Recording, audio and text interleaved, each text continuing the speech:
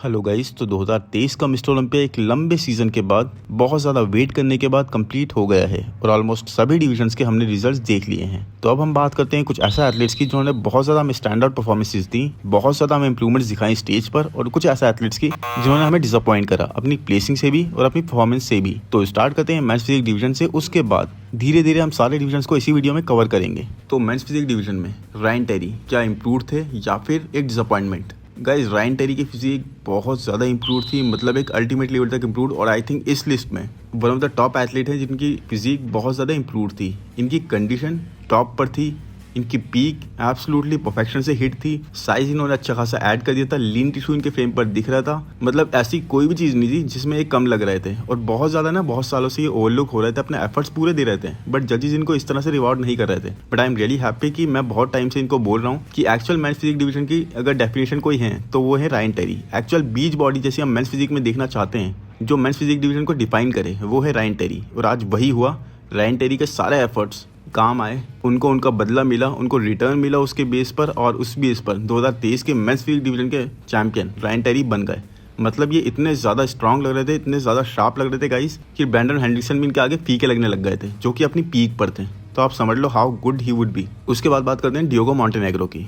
तो guys, Diogo Montenegro क्या एक इम्प्रूवमेंट थे या फिर एक डिसअपॉइंटमेंट? डियोगो की फिजिक लगातार 2 सालों से थर्ड प्लेस पर आ रही है, ये एक स्टेपल बनते जा रहे थे थर्ड प्लेस के लिए। इस बार फिर आर्नोल्ड क्लासिक में भी इन्होंने बहुत ज़्यादा अपना लोहा मनवाया एरिन बैंक्स के सामने, अपने बैलेंस से, अपनी सिमेट्री से। बट यहाँ पर स्टेज पर इस साल ये एक डिसअपॉइंटमेंट की तरह दिखे, क्योंकि ये हमें बहुत ज़्यादा डाउन साइज दिखे। इनकी कार्ब लोडिंग आई थिंक सही नहीं हुई थी, या फिर जो भी रीज़न था उस तरह से इनके मसल्स फुलनेस कैरी नहीं कर रहे थे। ये डाउन साइज दिखे, फ्लैट साइड पर दिखे, और वही आज इनकी परफॉर्मेंस में दिखा। तो आज ये आई थिंक 5th आए हैं या फिर 6th, ये मुझे अभी स्कोर कार्ड नहीं मिला तो उसके बेस पर डिसाइड होगा। But yes, Diogo was a big disappointment this time. उसके बाद बात करते हैं जेरेमी बॉन्दिया की। अब जेरेमी बॉन्दिया का रिटर्न गाइस एक मच अवेटेड रिटर्न था, मतलब 2023 के मिस्टर ओलंपिया से भी ज़्यादा अवेटेड अगर कुछ चीज़ थी तो वो था जेरेमी बॉन्दिया का स्टेज पर रिटर्न। वो हमने देखा, बट जेरेमी बॉन्दिया की परफॉर्मेंस क्या आपको एक इंप्रूवमेंट लगी या फिर एक डिसअपॉइंटमेंट? तो मेरे हिसाब से गाइस ये एक डिसअपॉइंटमेंट थी, क्योंकि इनके एब्स बिल्कुल फेडेड थे, मिड सेक्शन बिल्कुल फेडेड था। ऐसे तो ये 2017 में भी नहीं लाते थे।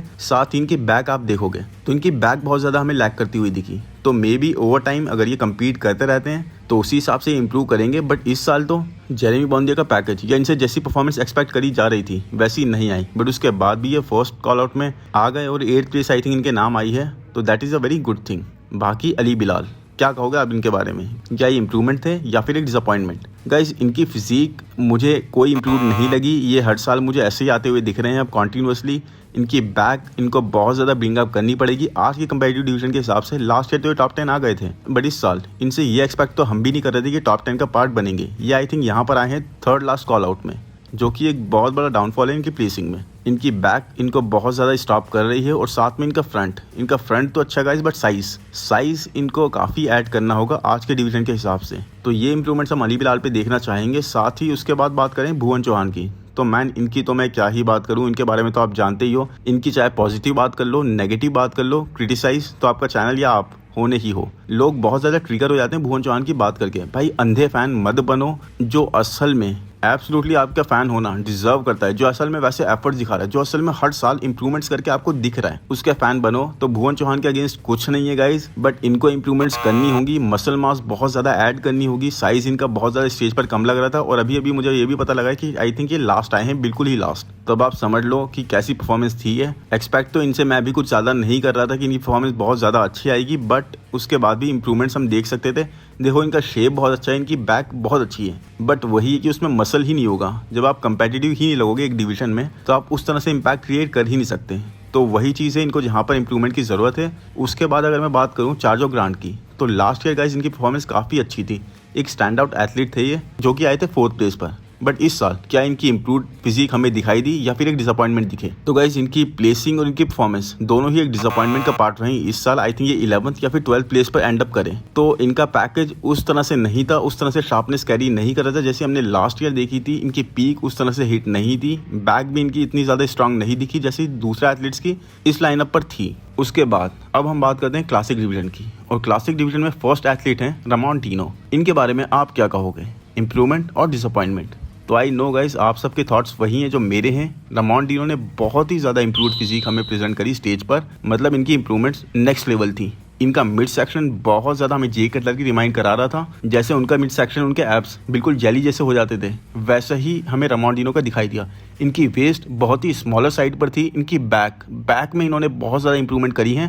इनके लैट्स इंप्रूव थे, इनकी थिकनेस इंप्रूव थी, साथ ही लेग्स में भी अच्छी मसल मास हमें एडिट दिख रही थी। और आर्म्स में यस मैं डिस्प्रपोर्शनेट इनको अभी भी कहूंगा because of the four arms, but उसके बाद भी गाइस बहुत ज़्यादा कंपेटिटिव हमें लग रहे थे रामोंडिनो। ठीक है, सेकंड प्लेस आई इनकी स्टेज पर, लेकिन थर्ड और सेकंड प्लेस में भी जो डिफरेंस था वो बहुत ही ह्यूज कर दिया था इन्होंने। जैसे क्रिस बमस्टेड ने फर्स्ट प्लेस और सेकंड प्लेस में कर रखा है, वैसे ही रामोंडिनो भी हमें third place, fourth place, fifth place से दूरी बनाते हुए दिखाई दिए। वो गैप वो क्रिएट कर रहे थे इस बार स्टेज पर। उसके बाद टेरेंस रफेन, मैन ये फिजिक तो अच्छी लाए थे, इनका पैकेज बहुत अच्छा था, मुझे बहुत अच्छा लगा था। पोजिंग इनकी इतनी अच्छी लगी थी, मतलब जब ये रामोंडिनो के नेक्स्ट आए थे पोज करने इंडिविजुअल रूटीन के लिए, तो मुझे लग रहा था कि एक बहुत कंपेटिटिव डिवीजन रहेगा और रामोंडिनो से आई थिंक बैटल कर सकते हैं सेकंड प्लेस के लिए और ले भी सकते हैं, मुझे ऐसा बिल्कुल लग रहा था। बट जब मैंने इन्हें कंपैरिजन में देखा, कॉल आउट्स के अंदर इन्हें बुलाया गया, तब उस वक्त ये इतने कंपेटिटिव नहीं लगे, बहुत स्मॉलर साइड पर लग रहे थे। वही बात है गाइस, आपके वेट कैप की लिमिटेशन जो होती है वो पता लगती है। Ramondino was looking huge against him, और बैक से भी ये वैसे नहीं लगे जैसे दुबई प्रो में या फिर हमने लीजेंड स्पोर्ट्स फेस्ट में इनको देखा था। थोड़ी सी कमी रह गई थी और वही बात है, इनकी प्लेसिंग हमें गिरती हुई दिखी। यहाँ पर ये आए हैं 5th प्लेस पर, तो इनको अभी और ज़्यादा इंप्रूवमेंट्स करने की ज़रूरत है। पैकेज अच्छा था, no doubt in that, last year से तो बहुत इंप्रूव थे, बट उसके बाद भी the improvements were not enough. जिस स्पीड से क्लासिक डिवीजन बढ़ रहा है आगे, वेस्ली विजर्स, क्या ये एक इंप्रूव पैकेज के साथ थे या फिर ये एक डिसअपॉइंटमेंट का पार्ट रहेंगे?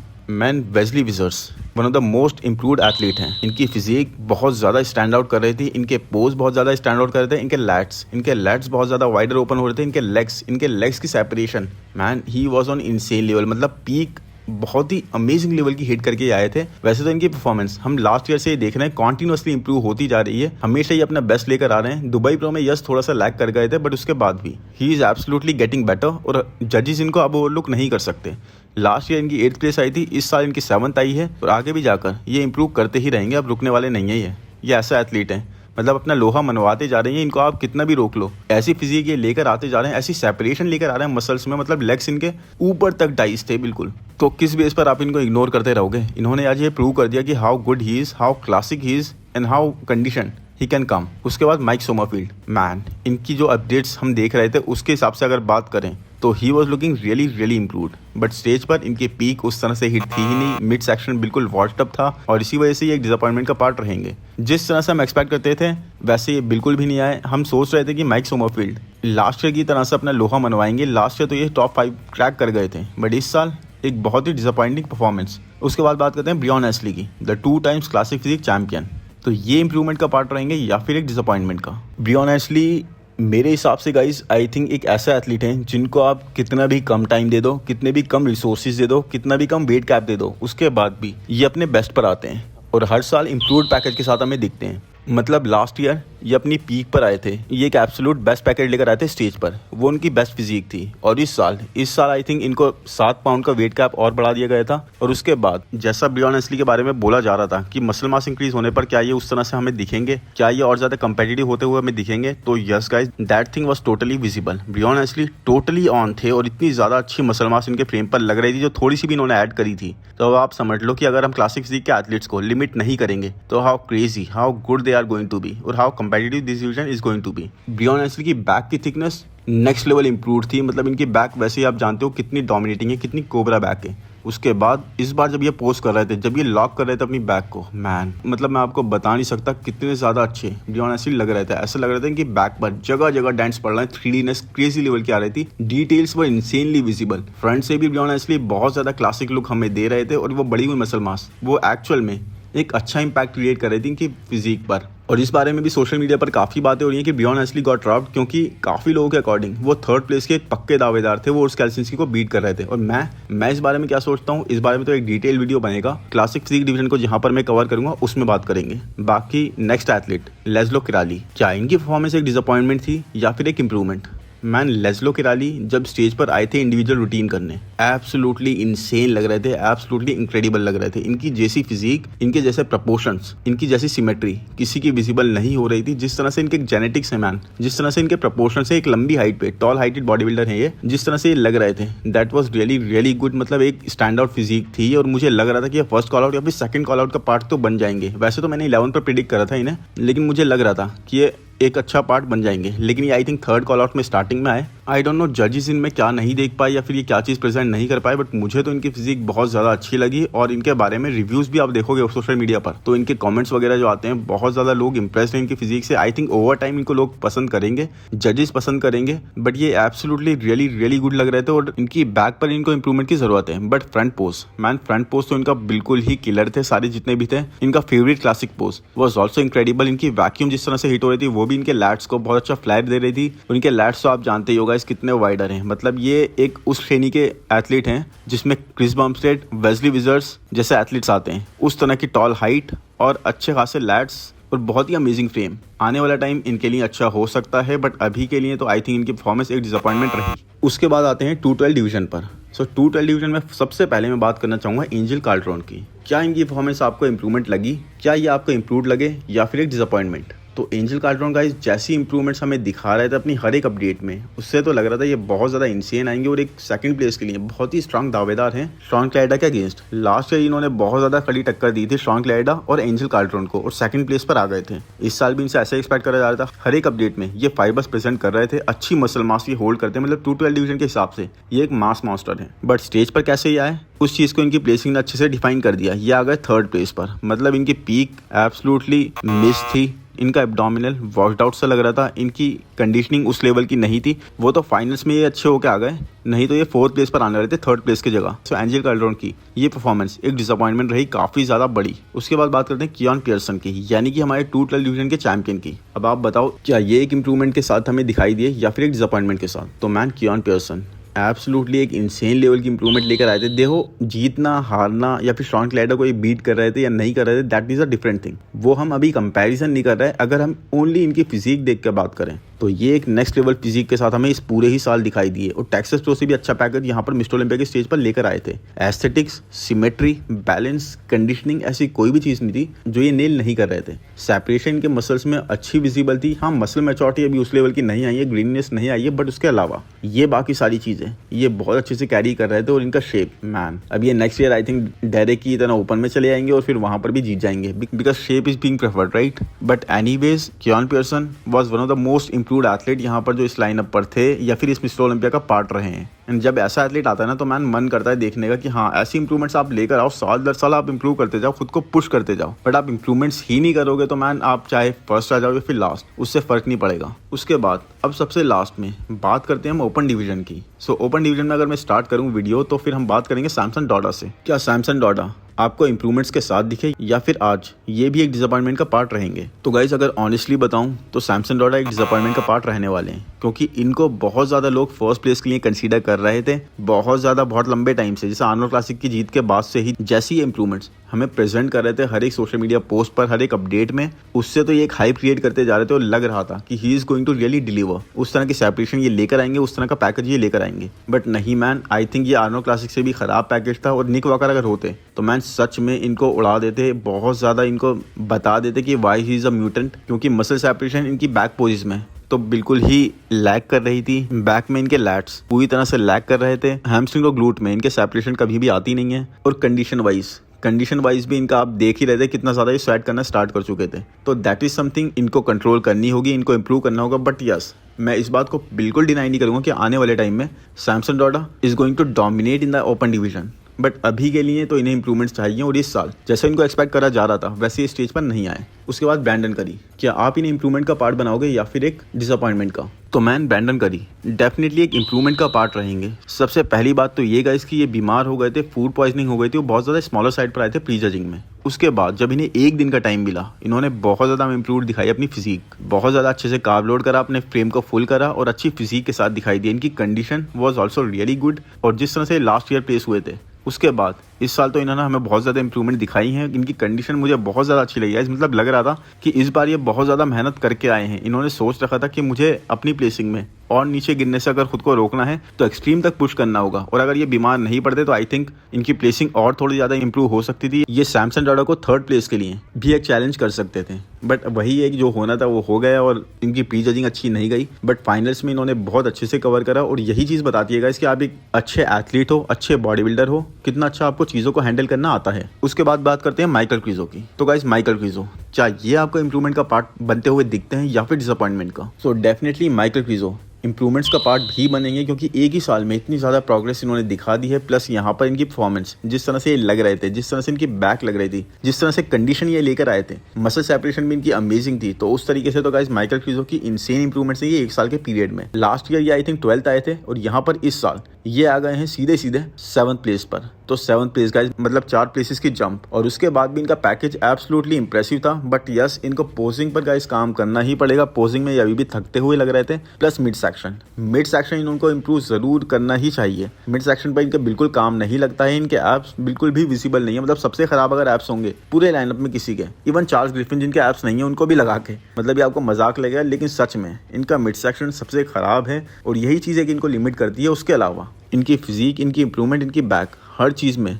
एक सिग्निफिकेंट चेंज विजिबल था। पता लग रहा था कि ये बहुत ज़्यादा सीरियस हैं, और सीरियस अगर ये हैं तो इनको अपने एब्डोमिनल सेक्शन पर भी उतना ही काम करना होगा, और अपनी पोजिंग पर भी उतनी काम करनी पड़ेगी next year. But yes, definitely एक इम्प्रूव पैकेज हमें दिखाई दिया क्रीजो का। उसके बाद बात करते हैं एंड्रू जैक्ट की। एंड्रू जैक्ट गाइज, ये आपको कैसे लगे, इम्प्रूव्ड और डिसअपॉइंटमेंट? तो मैं गाइज एंड्रू जैक्ट को डिसअपॉइंटमेंट का पार्ट रखूंगा, क्योंकि इवन दो इनकी प्लेसिंग इंप्रूव हुई है लास्ट ईयर के कंपैरेटिवली, बट उसके बाद भी जैसे प्री जजिंग में आए थे, फाइनल्स में वैसे नहीं दिखाई दिए। एक तो प्री जजिंग में ये सॉफ्ट लग रहे थे, इंडिविजुअली अगर हम देखें तब कंपैरिजन में तो ये और ज़्यादा उभर कर आ जाते हैं, लेकिन इंडिविजुअल जब पोजिंग कर रहे थे तो ये सॉफ्ट साइड पर थे, उस तरह से नहीं लगे। हाँ, इन्होंने साइज गेन करा है, थिकनेस ऐड करी है, मसल मास ऐड करी है, और इसीलिए आई थिंक कंडीशन थोड़ी सी सेक्रीफाइस लगी। बट उसके बाद भी फाइनल्स में जब ये आए तो हमने सोचा था कि हार्डर साइड पर आएंगे, ड्रायर साइड पर आएंगे, फिजिक को इंप्रूव करके आएंगे, बट फाइनल्स में भी मुझे सॉफ्ट साइड पर ही लगे। प्लस इनकी बॉडी लैंग्वेज एक काफ़ी वीक सी हो गई थी फाइनल्स में। जैसे आपको जब पता लग जाता ना कि कुछ गलत हो गया है, कुछ चीज़ वैसी नहीं हुई जैसी आप एक्सपेक्ट कर रहे थे, या आप वैसा डिलीवर नहीं कर पाओगे,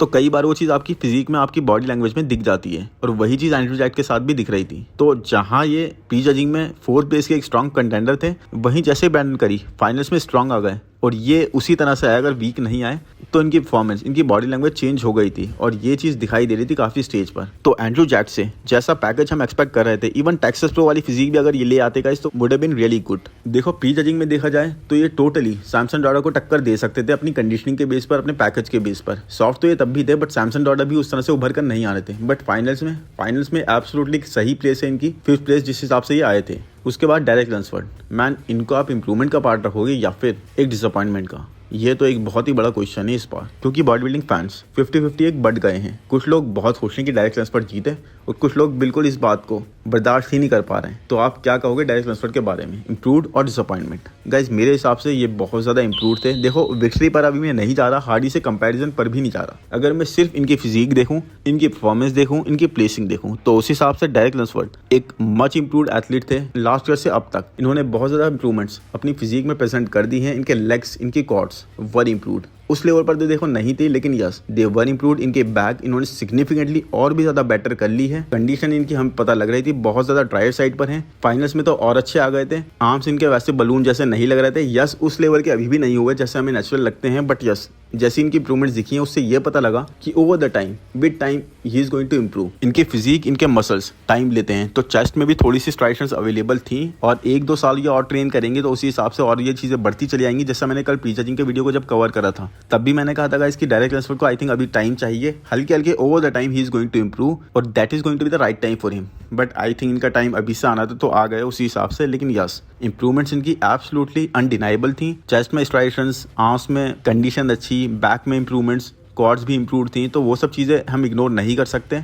और इसीलिए डेरेक लंसफोर्ड एक one of the most improved athlete हैं इस साल के। उसके बाद आज के वीडियो के लास्ट एथलीट यानी कि जस्टिन शिया। अब गाइज इनको मैंने तो टॉप 10 का पार्ट नहीं रखा था, बट यस कई सारे ऐसे लेजेंड्स हैं जिन्होंने टॉप 10 का पार्ट जस्टिन शिया को रखा था। अब सोशल मीडिया पर ये बहुत ज़्यादा अच्छे लगते हैं, बहुत ज़्यादा इनकी फिजिक एस्थेटिक लगती है, बहुत ज़्यादा इनकी वैक्यूम और लैट्स वगैरह अच्छे लगते हैं, शेप अच्छा लगता है। बट यहाँ पर स्टेज पर ये लास्ट टाइम भी इतने एस्थेटिक नहीं लगे थे, इतने अच्छे नहीं लगे थे, और यहाँ पर भी मिस्टर ओलंपिया में भी ये उस तरह से नहीं दिखे। तो इनकी फिजिक भी एक डिसअपॉइंटमेंट का पार्ट रहेगी, इनकी परफॉर्मेंस भी एक डिसअपॉइंटमेंट डिसअपॉइंटमेंट का पार्ट रहेगी। इनकी कंडीशन भी उस टाइप पे नहीं लग रही थी गाइस जैसे मैट जेनसन के सिग्नेचर एथलीट्स की हम देखते आए हैं, और इसीलिए टॉप 10 का पार्ट नहीं बन पाए। आई होप गाइस वीडियो आपको पसंद आया हो। पसंद आया तो प्लीज लाइक कर दें, चैनल को सब्सक्राइब कर दें, नोटिफिकेशन बेल को दबा दें। Thank you, bye bye.